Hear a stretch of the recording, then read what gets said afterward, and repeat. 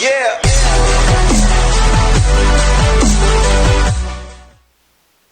Hey everyone, welcome back to the channel. I myself am finally back from my trip to NYC, and of course I'm going to be getting into a couple of the movies at least that I saw on that trip, and one of them being Mars Express, directed by Jeremy Perrin, and this is a French animated sci-fi film that takes place in the 23rd century on Mars and follows two PIs, one a human, one a cyberkinetic android, and it's basically following them as they investigate this murder case that occurred and perhaps the insidious plotting behind what actually occurred.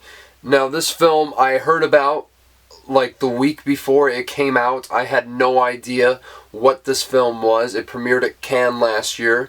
And apparently it got really good reviews, and I guess it just kind of waited till this year to be released in the US, kind of flew under a lot of people's radars, and it was just dropped into theaters. And I looked at this immediately and I thought, this looks insanely impressive. I saw a trailer for it. I thought the animation style was very, very sleek, very innovative, especially being a hand-drawn 2D animated film. We don't really get movies like this, so I think we really should relish those opportunities when we get them, and when creators actually put that foot forward into, crafting a world not only just out of their imagination but on paper with pen and pencil.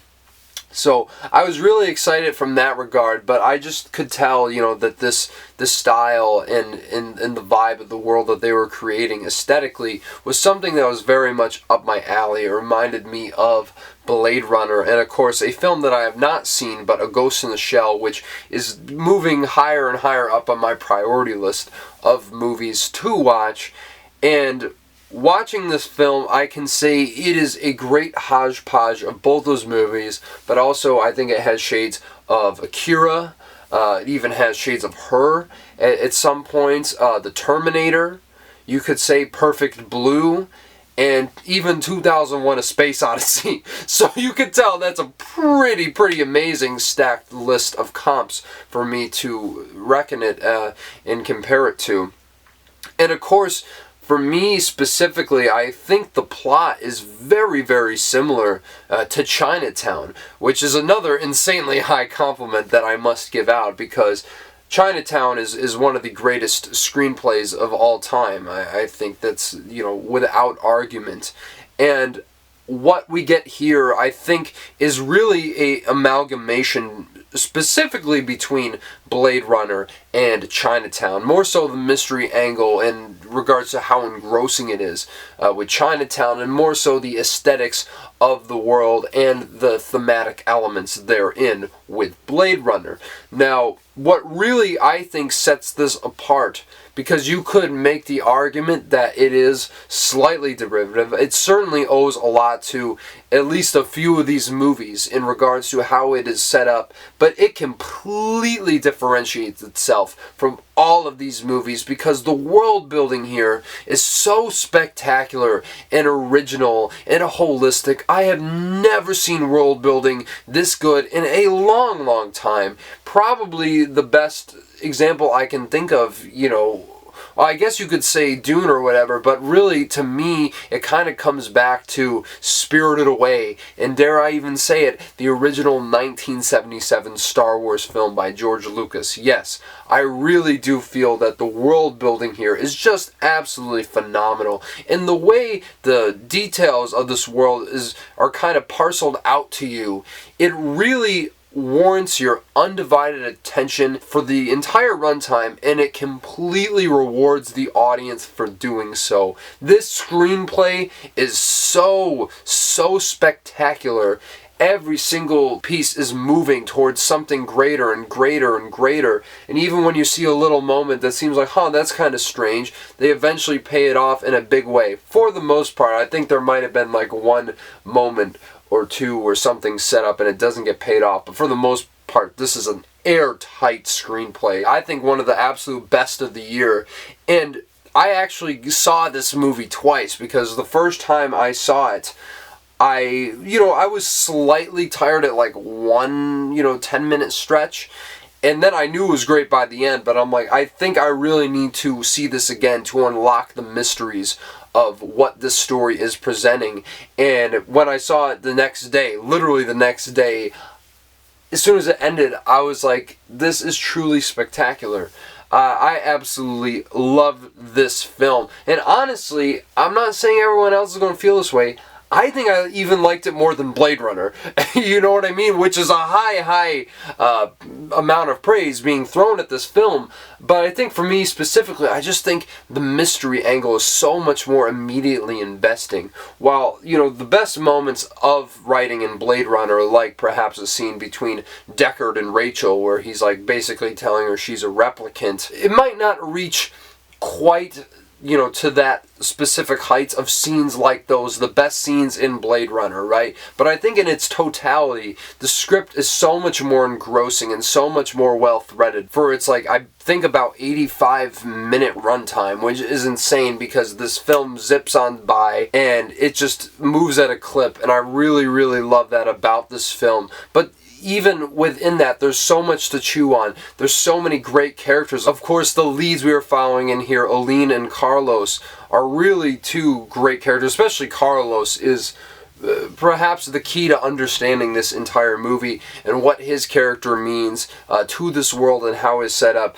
Because where the similarities to Blade Runner come in thematically is not necessarily what is it to be human, but more so where do kind of the rights for robots and AI come in? Because this is a heavily populated world by both humans and robots, and the film kind of deals more on the angle that humans' over-reliance on robots and AI has sort of come to their undoing in some sort of way. And I think the film really grapples with that idea, but also really makes you question what is memory, what is emotion, and I really, really love that about this film. But like I was saying, as opposed to Blade Runner, it really explores it in a completely unique and different way, and I absolutely love that about this film. It's so thought-provoking, it's so well-paced, it's so well-directed for an animated film too.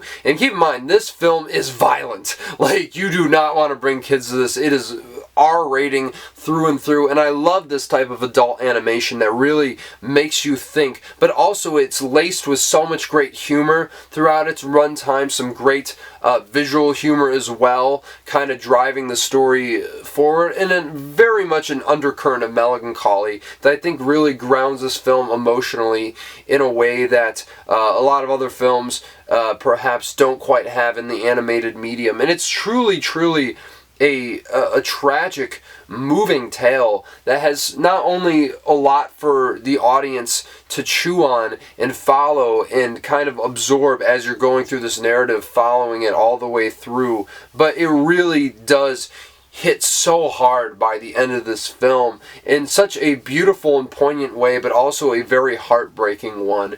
And I just think, yet again, the way that this film kind of follows its thesis all the way through to the end is truly, truly spectacular. And on top of that, the action set pieces in this film are absolutely amazing as well, and how they are set up and how they are paid off and how they are placed within the film really, really just makes this such a entertaining watch, on top of being an incredibly thoughtful and poignant one at that. I think Mars Express is going to be very hard to top as not only one of the best animated films of the year, but one of the best films of the year, period. I can't believe I am saying this already and giving this score once again, because it is only May, and these movies just keep on getting better and better, and they don't stop coming. But I'm going to give Mars Express a 9.5 out of 10. This film is amazing. I know that some theaters only had it for a week, which really, really pisses me off, because this is the type of cinema that we should be supporting. You know, films that are very much done on a lower budget, but with so much creativity and thought put behind them. I think Mars Express ticks all these boxes with flying colors. There's only a couple moments that I think are a little distracting. There's a couple dips to black, and then, you know, that usually is not something I'm a huge fan of. And there was just like a couple of character dynamics between three of the main characters in this film that I think the history there could have been explored. But other than that, this is virtually a flawless movie. I don't really have much more else to say about it, except that you should absolutely go support this and check this out. If you missed it in theaters, that's a bit of a bummer, but it should be playing in New York still, and probably some of the other big metropolitan areas. But really, I think that this is easily going to be a top 10 film of the year for me, without a doubt. And I'm so glad that I checked this out when I saw the listing pop up, and I think you guys will end up appreciating it too. And I think that you may be thanking me if I brought this film to your attention, which I very much hope is the case. So yeah, guys, let me know what you thought about Mars Express. If you've already seen it, down in the comments below. Smash the like button, subscribe to the channel. Hopefully you do check this out. Let me know if this review has excited you for it. Definitely going to be talking about quite a few more great movies coming out very soon. New releases like Kingdom of the Planet of the Apes. Very excited to talk about that one. And we're going to be playing a little bit of catch up here, but I assure you that there's going to be a lot of great reviews and videos coming down the pipeline within the next week or two. So stay tuned for all that and more, and I will talk to you guys very soon. Take it easy now.